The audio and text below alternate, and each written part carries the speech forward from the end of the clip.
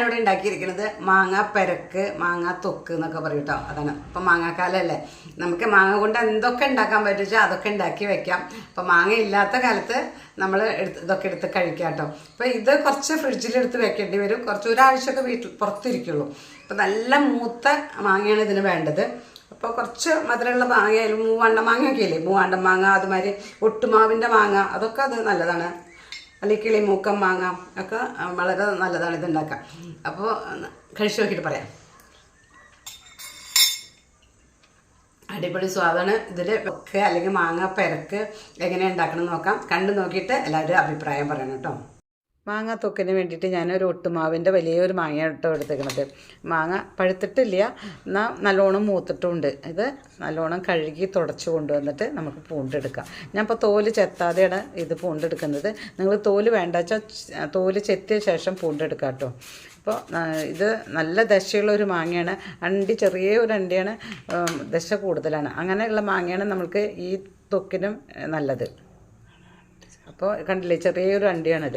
അപ്പോൾ ഇതൊക്കെ നമുക്ക് ഒരു ക്യാരറ്റൊക്കെ ചീവണേൽ ചീവി എടുത്തിട്ട് വരാം. അതിന് മുന്നായിട്ട് പറയുകയാണെങ്കിൽ നല്ല അടിപൊളി സ്വാദാണ് കേട്ടോ. ഇങ്ങനെ തൊക്കുണ്ടാക്കി വെച്ച് നമുക്ക് ഇഡ്ഡലിക്കും ദോശയ്ക്കൊക്കെ കഴിക്കാതെ ചോറിനും കഴിക്കാൻ പറ്റും. അപ്പോൾ ഇതേമാതിരി ഞാൻ എല്ലാം ചീവി എടുത്ത് കൊണ്ടുവരാം.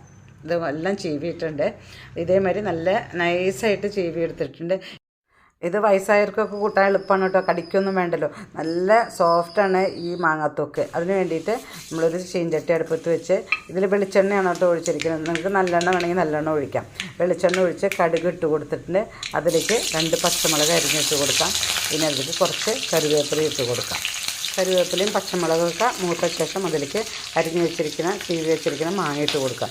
നിങ്ങൾക്ക് ഇതിന് സ്വാദിന് വേണ്ടി വെളുത്തുള്ളി ഇഞ്ചിയൊക്കെ വേണമെങ്കിൽ ചേർക്കാം കേട്ടോ. ഞാൻ അതൊന്നും ചേർത്തിട്ടില്ല, നമ്മൾ സിമ്പിളായിട്ടാണ് ഇന്ന് ചെയ്തിരിക്കുന്നത്. അപ്പോൾ അത് നല്ലോണം ഇളക്കി കൊടുത്ത് ആ മാങ്ങ കുറച്ച് വെന്ത ശേഷം നമുക്കതിലേക്ക് വേണ്ട ഉപ്പിട്ട് കൊടുക്കാം. ഉപ്പിട്ട് കൊടുത്ത ശേഷം അതിലേക്ക് അച്ചാർപ്പൊടി ഇട്ട് കൊടുക്കാം. അച്ചാർപ്പൊടി എന്ന് പറയുന്നത് ഞാൻ മിളകും കായും ഉലുവയും ചൂടാക്കി മെഷീനിൽ കൊടുത്ത് പൊടിച്ച് വെച്ച പൊടിയാണ് കേട്ടോ. അപ്പോൾ ആ പൊടി ഇട്ട് കൊടുത്ത് നമ്മൾ ഇളക്കി കൊടുക്കാം.